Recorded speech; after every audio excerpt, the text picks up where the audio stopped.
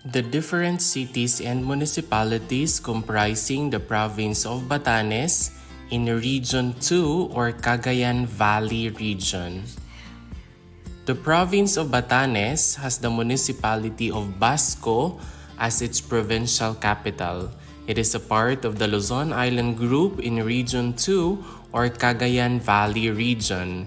It is composed of 0 city, 6 municipalities, 29 barangays, and was founded on June 26, 1783. The total land area is 203.22 kilometers squared or 78.46 square miles.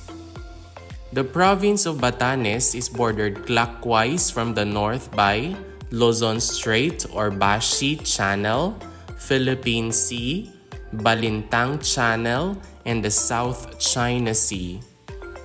Here are the 6 municipalities comprising the province of Batanes in Region 2 or Cagayan Valley region.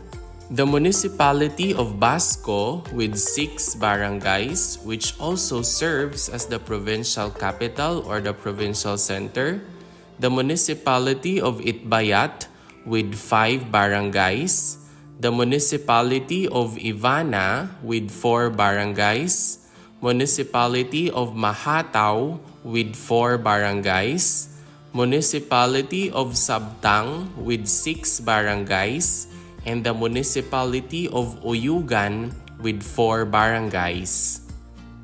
And that is all about the different municipalities comprising the province of Batanes in Region 2 or Cagayan Valley region.